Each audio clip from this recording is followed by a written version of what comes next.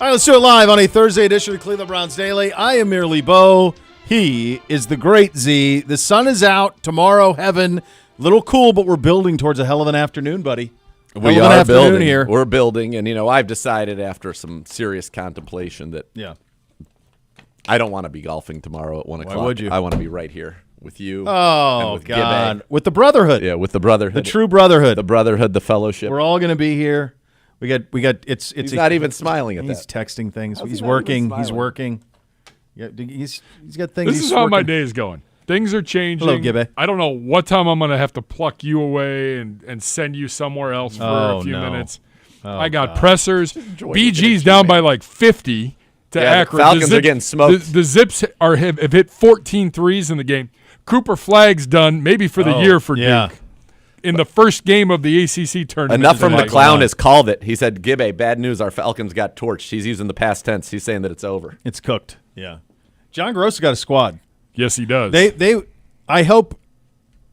I have no rooting interest in this. I didn't go to a MAC school. I don't know, but no one in my family has, so I don't have any rooting interest.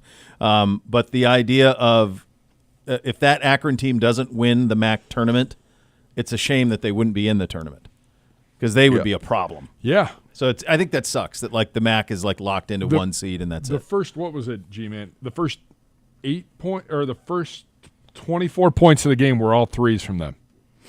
Like they didn't even look to shoot inside. Yeah. Yeah, he's got it humming a little bit. So, and the big news today, obviously, in the sports world is the Cooper Flag thing where I don't know what's going on here in the last the fact he couldn't 15 walk. minutes with an ankle. The number one pick in next year's NBA draft. It's very sad. There you go. It's very sad. All right. Good news. Kenny Pickett's here. He is? Yes. Well, is he or is he zooming? He is. He's No, he's physically gonna be here. here. Have we seen him? He is in the building. I've seen Cornelius. He'll be on set with us at 2:30. Who will be? Cornelius Lucas. We're going to there find you out go. if he's bigger than DeJuan Jones. Our new tackle. By the way, I talked to DeJuan yesterday. Progressing, feeling good, exciting. I love DeJuan. I really do. I find him to be I love watching him play. He played through a lot more than people realized last year and gutted it out, but I think incredibly talented and just a tremendous kid. Like, I think he is a great young man. Big DeJuan Jones fan. DeJuan Jones He's about as easy a guy to root for as you're going to find. Oh, he is quickly rising into my all Browns favorite team. He's also the kind of guy. What he did is what he has the potential to do is obviously Jed Wills didn't work out. Yep. So what DeJuan Jones allows for is, in a sense, a get out of jail free card on that. Yeah, he's got to stay healthy. We got to find a way to keep him healthy. But I agree with you completely. Yeah, I mean, he looks like someone who is a first-round talent, and that has shown up on the field over and over again when he has been out on the field. Russell Wilson is reportedly in the building for a visit today. He will visit with the Giants tomorrow. All right, let's play a little game called you remember the game Musical Chairs? Yes. So And then you got to get on a chair. Getting on a chair. One of those games that, in retrospect, was quite physical. Violent. Like elbow. I recall more injuries happening from two games that I played a great deal of as a youth that were not from like the normal sports realm, that were kind of like, the games musical chairs. Cornelius is big. Cornelius is a big man. Yeah, he's 6'8". He's like he's DeJuan. bigger than We're gonna have he's taller than DeJuan, I think. I think he's 6'8". That's what they say. But just maybe I know he's a big man. Yes, there welcome. he is. The fam's here. Yeah, the whole How family about looks it? great. Kids look great. Everyone's ready to go. Good to see. Musical chairs, and one of the moves that ended up having to be banned when I was young is that oftentimes it would get down to like the 3 for 2. Yeah, and you'd have two conspirators, and they would just wait to see which chair the person wasn't there, and then they would pull it. So then they go to sit, and that is a disaster. You're talking tailbone into concrete, head whiplash, concussions, not good. And then the other one was, I'm pretty sure I have that. Was it Red Rover? Red Rover. That's where I was going next. It's like clotheslines, and you're just like clotheslining people. It was nuts. They had to run through your arms. If they just clotheslined, trying to decapitate people. I was just bringing that Those up. were the That's two. exactly where where I like was going off of bloody musical chairs. noses, because You're just sprinting. And then some people would work together and boom, but let's just say they tried to You had to bust through human. and you busted their noses. I've seen blood, Crazy, man. sweat, and tears. I bet Gibbe was violent in at Red that. Rover. Red Rover was crazy, dude. They don't play that stuff. No, God, no. There are other games that have They don't different even let them names that play are definitely football. They not take a allowed football anymore. from them at recess. So let alone that. They can't even play any touch. They can't play touch They football. do, but then they get it's like they're already on 2 strikes. Like Bootsy's grade, they're already on 2 strikes. So you start on 2 strikes with football. As soon the 3rd strike, The ball's moment gone. there's any kind of physicality where someone could end up in tears, it's over. gone. So, all right, you're more into this You'll world be there now. soon. But like when I was younger, and I'm sure Gibbe was the same, but like our middle school pickup games, Yeah, like recess, lunch was basically basketball. that's all we did. Yeah. It was physical. There were fights. There were yeah. every single Yeah. day. Yeah, we're a lot softer now in terms of that. Boy, I'll say. Charmin soft. Yeah, very. So yeah, no, that's what you did. Like as soon as the weather broke, it was shoot for race out there, shoot for teams, winner stays, let's go. I bet it would not surprise you to know that me in middle school had we put together almost once we realized there were enough 20 people who could kind of play. We Yeah. put together a league. Yeah, and of draft, course. and we had brackets and round Yeah. robins and. But how did you secure the court? It just was enough alphas that you could say It was push our everybody court. else out. Yeah, Yeah, there was no doubt. That's the This thing you court got to it be able was. to do. So it was always shoot for teams. So you always had to make sure that what you wanted to make sure is that somebody didn't slop their way into a team early, and then you could kind of run. So you'd sprint to be the first 5, and then there was a ton of pressure. You better knock down Knock down your shot. knock down your shot. Free throws. Free throws. Yeah, it wasn't threes. Now they do threes, but we were free throws. Yeah, we weren't. There weren't that many people who could shoot threes. We weren't shooting the deep ball back No, then. so it was that, and then you would play. But no, that's what it was. So they can play basketball. You have to bring your own ball, which is fine. So they bring their own ball and they can play basketball and they can play football, but it is touch. And like I said, they're on 2 strikes. I cannot imagine in fact, I'll do it tonight. I will ask the boys what they think would happen if I implemented Red Rover at recess. The carnage. They wouldn't even understand it. You're No, I might record it and just see this is a game we used to play at recess, actually in gym class, PE, whatever. You could even tell them now because there are TikToks that I guarantee that they've seen where people they start with 5 rounds of duct tape and then they try to run through it and then they go up and up they've till seen they that. can't. That's basically Red Rover Except with humans. with humans. Clotheslining. For 100%, we had at least 1 broken nose and we had at least 1 broken arm from Red Rover. Yeah. Yeah. Definitely there was some there was sprained another elbows. game that we played that I can't Well, you can't say it anymore. Where there was I definitely remember my buddy Jay Forsman had a broken arm and collarbone, 2 separate injuries playing the same game. I By the remember way, this well, yeah. So maybe we I weren't don't thinking want to so- play a game where Carnage. it's just here, you get the ball and then everybody's trying to kill you. Why? crazy. There's no upside. There's no never upside. it's not like if I run over here and I survive, it's almost like bull riding. There's not a time limit. If you make it 10 seconds, you win some prize. no win. There's no win. Then There's not even an out of bounds or a touchdown. There's nothing. You just run. Until you inevitably get crushed, Smeared, smeared, they might if you say. will. Yeah. All right, let's play a game. Let's do it. Quarterback musical chairs. Okay. By my count, 4 teams need starting quarterbacks in the NFL. Now, we're going to talk to Kenny Pickett a little bit later, and certainly he'll be here with the idea to compete for that role. Tennessee Titans. Maybe Levis. They have a guy who started at least, 2nd-round pick. They got him. Us, the Steelers, and the Giants.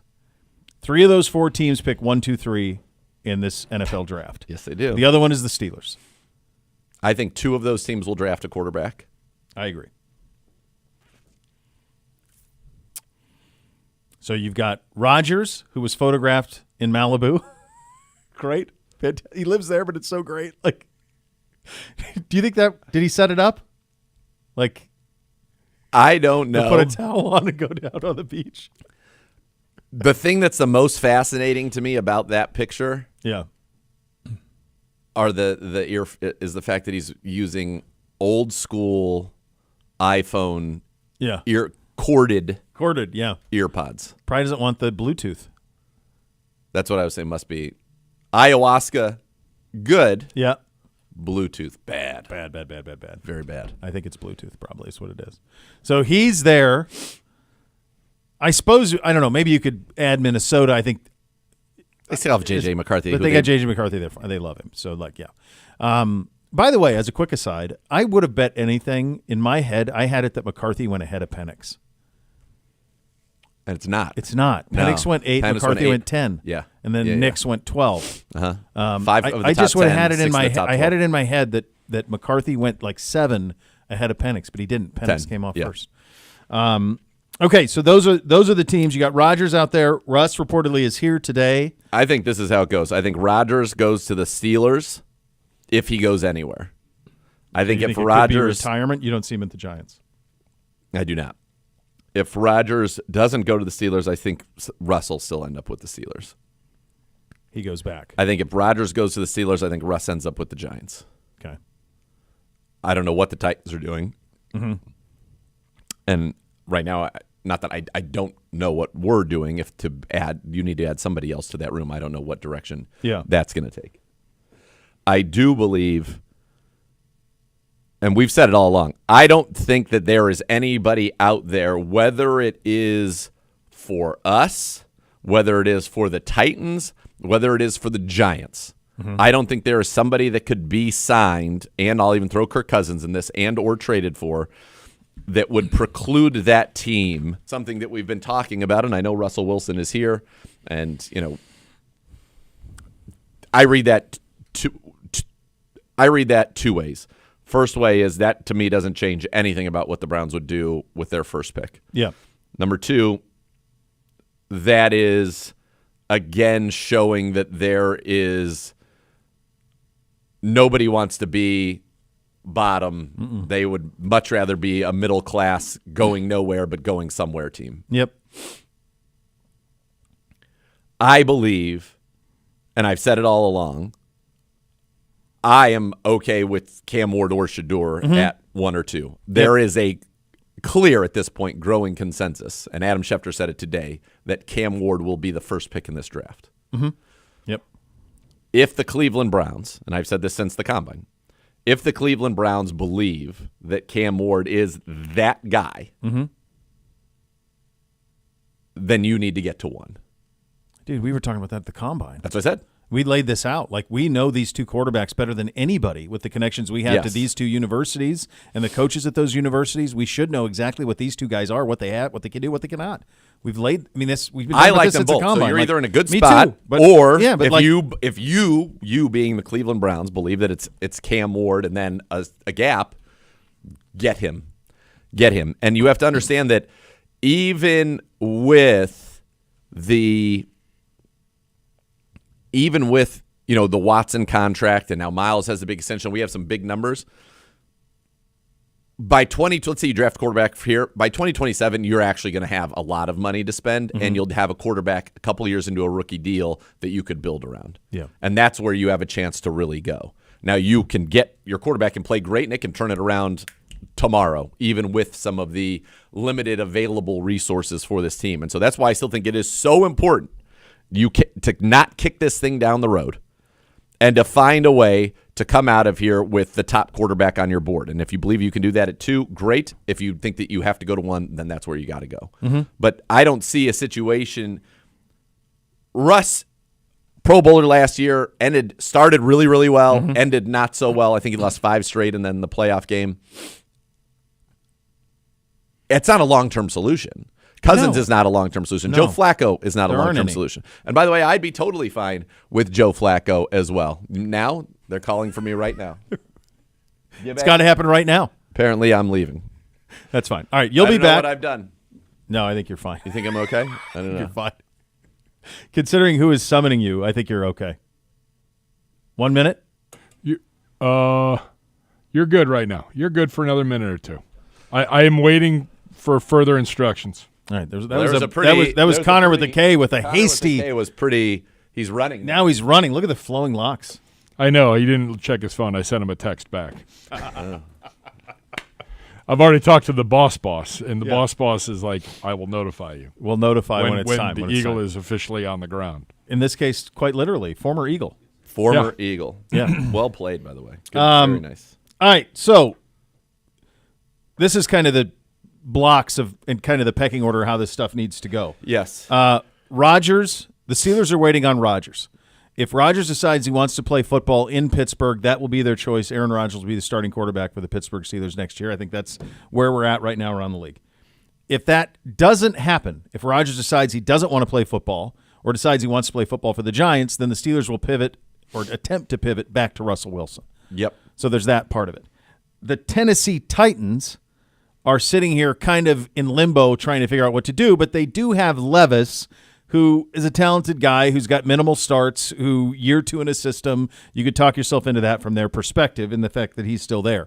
The Falcons with Cousins are hoping that our little game, to bring it full circle, our little game of musical chairs, all of a sudden there's somebody still standing up going, God, I need a quarterback, man. I'll trade you for Kirk Cousins. That's what the Falcons are doing. They don't want to release Cousins, so they're trying to find a way where they can trade for him. I think that's so that to me is where this is right now. And then to the point that you just made, none of that precludes these teams from drafting a quarterback high in this draft, and the likelihood that 2 out of the first 3 picks will be quarterbacks, or they could go 1-2. Yes, agreed. I don't think any of it changes anything. I think that's exactly right. I think that the teams that are still looking for a quarterback need to get one, and they have an opportunity to do so at the top of the draft. And there are a lot of people that are fired up. You got to go. Destroying my mentions. Go. Right now, you've been summoned by luminaries. They're coming for you. I'm going to go over some of the business of the day, the legal, as it were, in terms of the official. I'm going to do that right now while Dr. Z evacuates here. I got you. I missed you before you left, before the door opened. All right, all the Browns news of this week is now officially official. So, quarterback Kenny Pickett from the Eagles in exchange for Dorian Thompson-Robinson, a 2025 fifth-round pick. Kenny Pickett is in the building because he's going to go talk to him right now. So you have that to look forward to, which is nice. We agreed to terms with former Washington Commanders offensive tackle Cornelius Lucas on a 2-year contract. He's in the building. I can confirm that because I just saw him 5 minutes ago. So you have that to look forward to, which is nice. He'll join us at 2:30. Z is now running away. We've agreed to terms with former Tampa Bay Buccaneers defensive end Joe Tryon-Shoyinka. Now, one thing about he was Joe Tryon out of college and then added the hyphen on a 1-year contract. Yes. We're going with Shoyinka, right? Shoyinka. Shoyinka? Okay. Sure. Okay. I saw him downstairs earlier. I can confirm. Okay. We re-signed linebacker Devin Bush to a 1-year contract.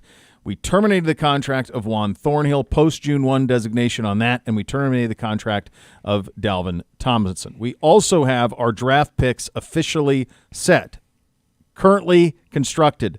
Number 2 overall, number 33 overall, into the 3rd round, number 67 overall, number 94 overall, into the 4th round. You're talking about 104 overall, 179 in the 6th, 182 in the 6th, 200 in the 6th, 216 in the 6th, 254 in the 7th. So those are your draft picks as we stand right now. Still not officially official, but just reports so far. So far, 49ers defensive tackle Malik Collins reached an agreement with the Browns on a 2-year contract worth $20 with 13 fully guaranteed. That is per Schefter. We mentioned the release of Dalvin Tomlinson. It didn't take long for him to find a new home. He finds that in Arizona, 2 years, $29 million. He got a nice little payday. He did. Is there anything in the last 15 minutes on the Pittsburgh situation other than that they signed Mason Rudolph? Kyle Juszczyk's visiting. Okay, but Medina nothing on native Rodgers and or former 49er, any of that. Nothing from a quarterback standpoint.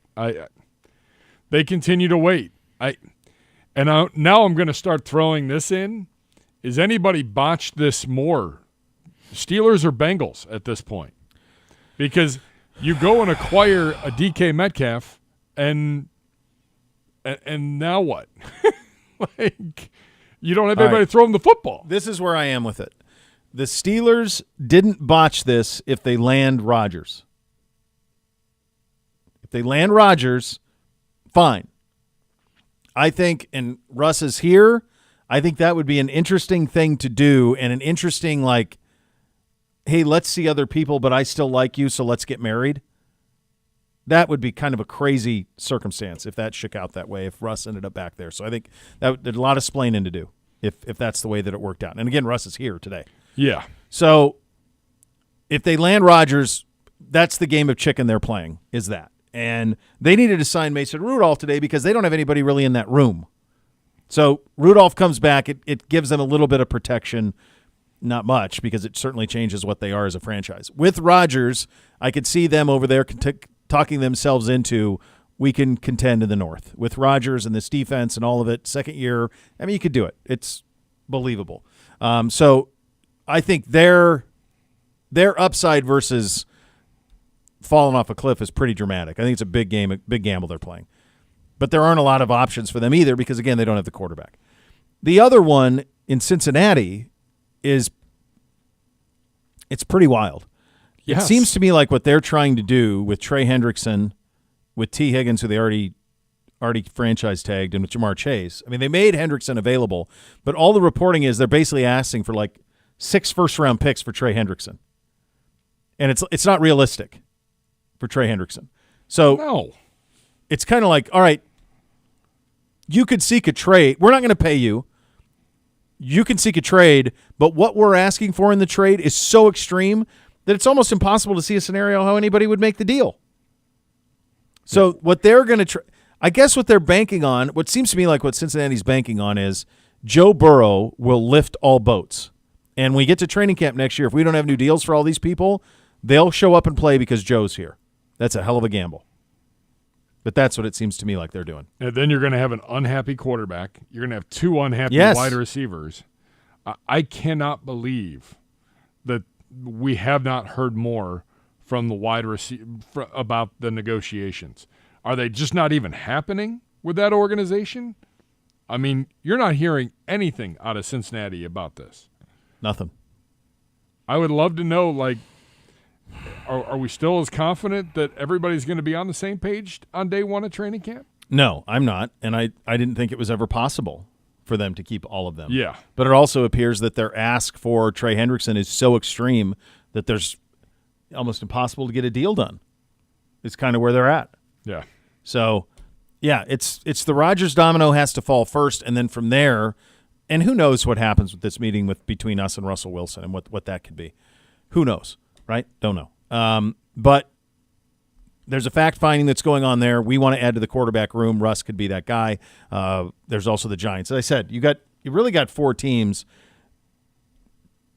Tennessee with Levis is the least needy.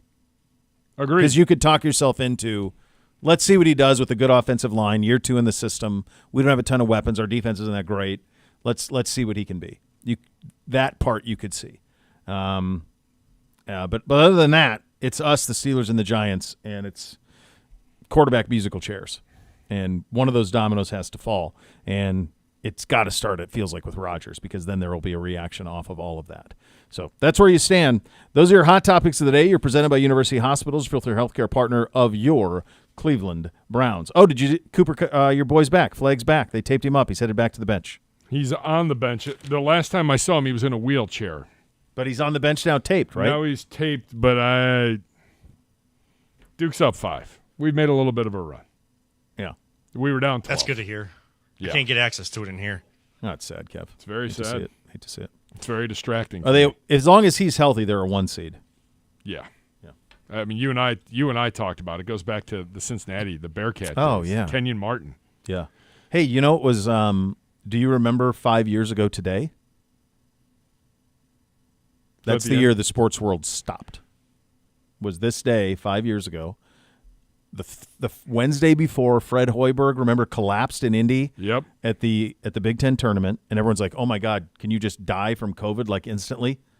Like everybody thought he had it. Turns out it had nothing to do with it. He had other things, but it was coming off of Rudy Gobert and all of that. And then I remember I was doing the morning show with Laurinaitis, and we were like, the Big Ten tournament was at noon. It was like, is it on? Is it on? Is it on? And then it was like, no, it's off. It's canceled.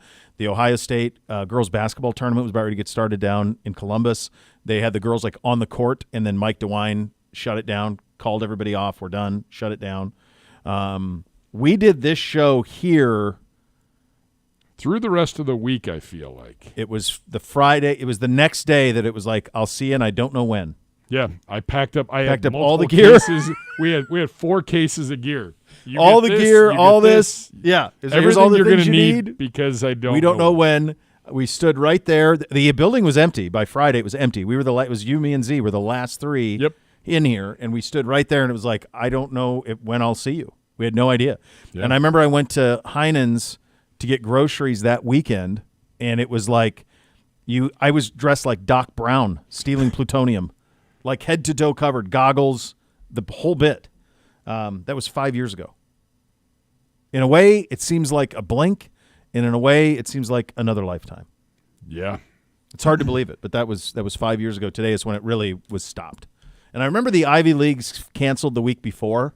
They canceled their tournament. It was like, if the Ivies are shutting it down, they're pretty well connected. They must know what's coming. Well, it was all on the East Coast. Yeah. And that's where.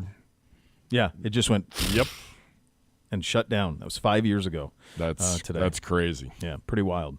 All right, Kenny Pickett will be live via Zoom a little bit later in the program. Maybe after this break. Shoyinka could be there as well. So we will have all that for you loaded up here on the program on a Thursday edition with a lot swirling around the National Football League. You listen to Cleveland Browns Daily, presented by Ballybet, official sports betting partner of your Cleveland Browns.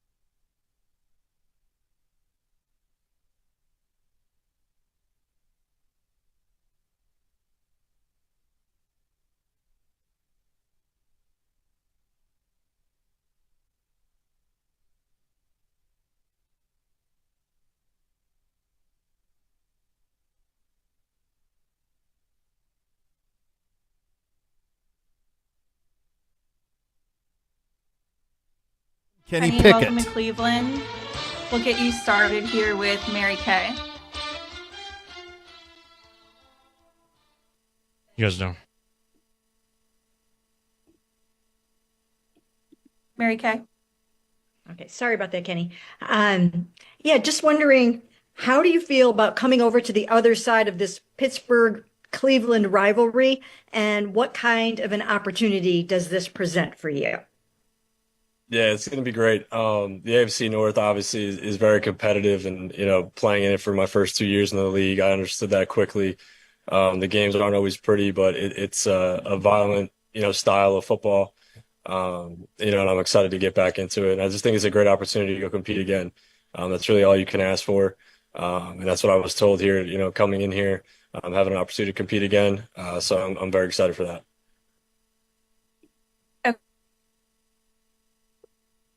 Hey, Kenny, how you doing? Good. How are you? Okay, next we'll go to Chris. Sorry, I'm doing fine.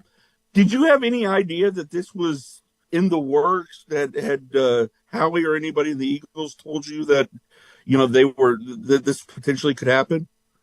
Yeah, after the season, in exit meetings, I felt like, having those conversations, knew that there was a possibility that I was going to get traded. We felt like, the 2 games that I got in there, I had some pretty good tape through those 2 games. I did not know that it could have been Cleveland. That was a little bit of a surprise, based on the teams that they were telling me early on in the process. But, I'm extremely happy to be here. I know how much talent's on this team. Having a chance to talk, with the entire coaching staff, I'm very excited to get to work here. Just a real quick follow-up. Just coming from the Steelers and the Eagles, just what were you able to learn from being in those organizations? They're consistently known as, amongst the best in the league. What were you able to learn from those two places? Yeah, I think number one, that culture goes a really long way, and the team's identity in terms of how hard they play. Preparation throughout the week to get ready to go on Sunday. That really holds true. In the NFL level and at all levels of football. So I think that really stuck out. Early out of my career, being at those two places and seeing how guys go about their business and play on Sundays. Hey, thanks. Okay, next we'll go to Jeff. Hey, Kenny, welcome to Cleveland. Two questions. Do you expect them to, Russell Wilson is in there today. Do you expect another veteran to be in here with you? And do you view yourself as a starter? Yeah, I do. I do view myself as a starter. I'm sure they're going to bring in another veteran and who knows what else. But, I'm just excited to be here and compete with whoever. All the quarterback rooms I've been in, each room's been really tight. We all pull for each other. And, that's really what it's all about, getting better together and making the team better. So, definitely prepared for whatever situation that, may present itself. And then what did you learn about yourself as a starter in those 2 years in Pittsburgh? Yeah, being able to handle adversity and finding ways to win. At the end of the day, that's what this league's about, winning. Figuring out how to get the job done at the end of the day, whatever, the team may ask or whatever that day, may hold for you, just find a way to walk out of there, as a winner. So I think, continuing to grow, as a quarterback, as a player, is something I'm going to try and continue to do here in Cleveland. Thank you. Okay, next we'll go to Tony. Hi, Kenny. I have a question and just a quick follow-up. The question is, why did you ask to be traded from Pittsburgh? I'm really not going to go too much into that. I feel like that's in the past now. I'm excited to be here. Had a chance to play in Philly after leaving Pittsburgh. But I'm excited to be a Brown now. Okay, and the follow-up is, how do you feel about Russell Wilson being in the building today? Yeah, it's fine with me. As long as I have a chance to compete, that's all you can ask for. So having that opportunity is awesome as a player. So I'm looking forward to working with whoever comes in the building. All right, thank you. Okay, next we'll go to Scott. Hey, Kenny. The chance to compete feels a little, I don't know, ambiguous. Like, did you get any more clarity on, did that mean for a starting job? Did they tell you who you might be competing with, anything like that? Yeah, a chance to compete to be the starter. And then is it uneasy at all not knowing if a guy like Russell will be drafted or come in, signed, or if they could take a quarterback at number 2? No, not really. I mean, all you want is an opportunity. It doesn't matter who else is in the room. All you can ask for is an opportunity, then you got to go handle the rest. Cool. Thank you. Okay, next we'll go to Dan. Hey, Kenny, I've got two for you. First one, going back to your days in Pittsburgh when you were facing the Browns twice a year. And obviously, Myles Garrett just signed an extension here. What was it like going against him? How happy are you that you aren't going to have to do that as a member of the Browns? Yeah, extremely happy that I am now on the same team as him and don't have to game plan against him twice a year. But you just have to have a plan for really every play, when you're going against a guy like that. Third downs, that he's going to be on it and you have to send help his way. That leaves other guys singled up. There's a time clock in your head to get the ball out of your hand. He's an incredible player. Really glad that he's back here and that we'll be teammates. And then obviously going from, starting in Pittsburgh pretty quickly to having to accept a backup role in a place like Philly. How did you kind of approach that mentally, and how did you kind of handle that? Yeah, I just looked at it as another year just to prepare and get better as a player, and learn from a great organization, great team, great coaching staff. I think it was really crucial for me just to see through another lens and be in another system. Play with different teammates. They got great players over there as well. So I think there was a lot of areas to learn and improve. Thank you. Okay, we have time for a few more. Next, we'll go to Ashley. Hey, Kenny. So Jerry Jeudy here last year obviously had his breakout season, first 1,000-yard season. Just what have you seen out of him, and how enticing is it as a quarterback to get to throw him the ball some, knowing his skill set? Yeah, I'm excited about that. We're actually training together down in Florida, and it just kind of worked out that way. Yeah, I was training there before I even got traded to the Browns, and now we'll get a chance to work together down there. But just seeing his route running, his ability to create separation, get open, his ball skills, everything that he can do down the field. He's an incredible player. So throwing the ball to him is a pretty good play. So I think it's a good place to start. So was this the first time you guys had trained together? Had you met him before or anything like that before this offseason? No, this was the first time, so it's kind of funny how that worked out for us and our favor, and we'll get a chance to spend some time together down there before we head back up here for OTAs. Awesome. Thank you. Okay, next we'll go to Cam. Hey, Kenny, playing, in Pitt and then Pittsburgh, you kind of familiar with this Midwest area. As a guy who's spent time here, I mean, what have you come to learn about the passion behind this sport, particularly in this zone, now that you're about to play for the Cleveland Browns? Yeah, it's a great environment to play in as a player. Anytime you're in an AFC North divisional game, there's just a bit of a different feel in the stadium. I can't really describe it to you. Just being a player, playing in different games, and then you get in the North and it's divisional game.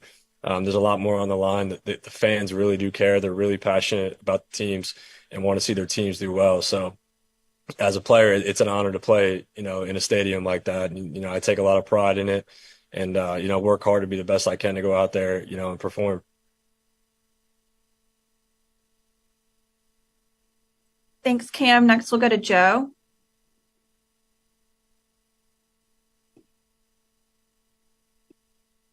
Hey, Kenny, just wondering, during the draft process, did you have any meetings with Kevin Stefanski or Andrew Berry, and just what'd you think about it then and just coming into the building now? Yeah, I did. I had a chance to meet with them in Indy, actually, with Kevin, and kind of going through his system was very similar to, the offense that I ran at the University of Pittsburgh, with Coach Mark Whipple. He actually, worked here in Cleveland during his time in the league too, before he was, in the college level. So, having a chance to work with Coach Whip and learn from him 3 years at Pitt, in an NFL system really prepared me for the NFL and understanding the terminology, the concepts that, a lot of teams do run. So there's, a lot of crossover there. I think that'll really help me, speed that process up here, learning this system. And then just how much familiarity too with the division is it an advantage coming back? Not only with Pittsburgh, but with Baltimore and Cincinnati too.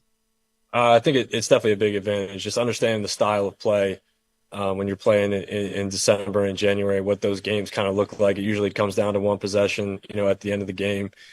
Teams that protect the ball usually have a really good chance to win those games. So I have a good understanding of how those games go, over the course of the year and this season and towards the end of the year where it's really important. So I definitely want to use that, experience to my advantage. Okay, thanks. Okay, and then last one, we'll go back to Mary Kay.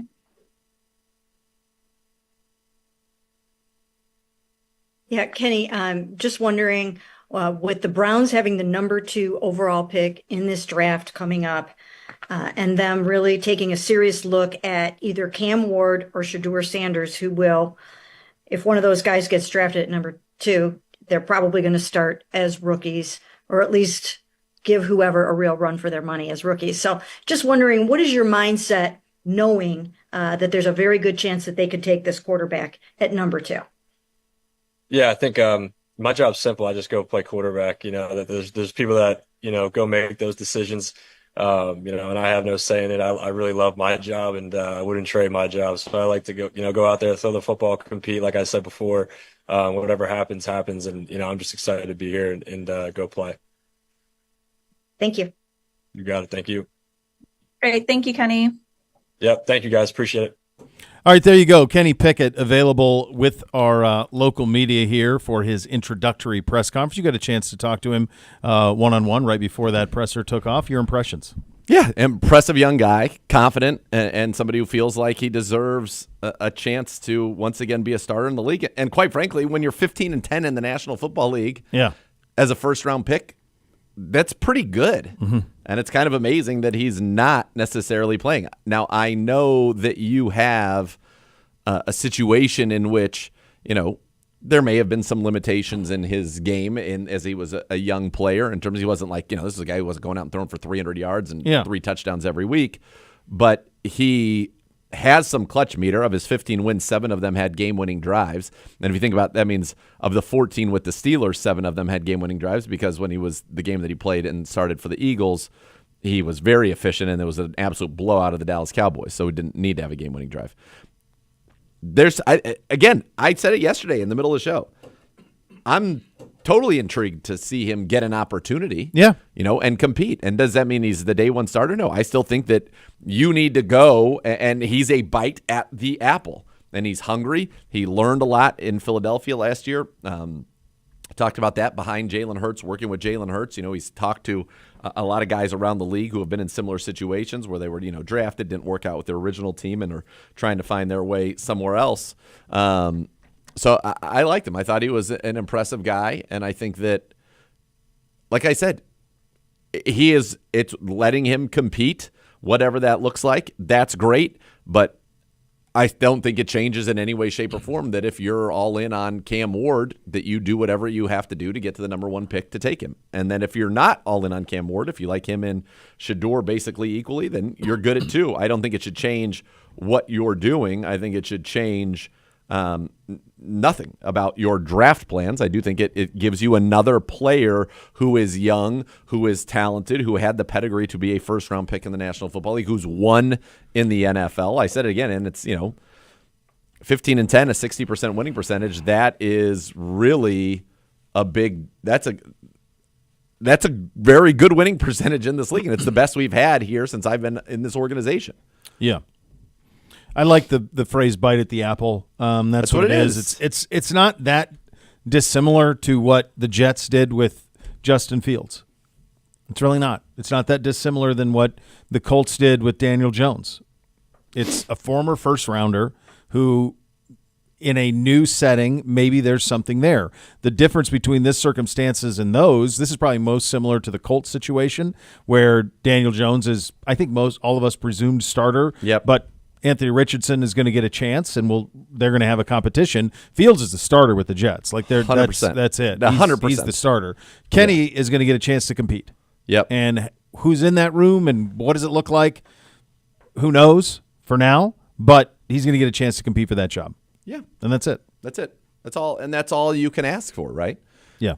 That's all you can ask for is an opportunity to compete and to try and, if you're Kenny Pickett, get yourself on the field and try to become a starter and a winner in this league. Yep. And I like that. There's no risk to the Browns in this move. None. None. So that's pretty good. And we've done this before. Sometimes it hits, sometimes it doesn't. But somebody who didn't maybe what they were drafted to be, and now you get another chance and see. And it's happened all over the league. I mean, Bake, Jones, Darnold, Geno. There's a ton of these Fields in just this year. Yes. And no risk. The only way that this team, and I talked about kind of that 2027 deadline, to get out of this is to have somebody on a rookie contract playing well for the next 2 years. And now you've got Kenny Pickett, and I'm guessing the presumable your first pick in this draft. Yep. So that's 2 bites at the apple that can do that for you in these next 2 years. Yep. That was from the podium. It was presented by Vivid Seats. Purchase your official fan experience package today for the ultimate game day. Also add more fun to your fandom with the Ballybet Sportsbook app. Download today and get 50 back in bonus bets when you place your first wager of 10 or more. Ballybet is official sports betting partner of your Cleveland Browns. We will go around the AFC North. We got some things to clean up around the league as well. Joe Tryon-Shoyinka going to join via Zoom at some point as well. So pretty loaded up on a very busy Thursday edition of Cleveland Browns Daily. We're presented by Ballybet, official sports betting partner of your Cleveland Browns.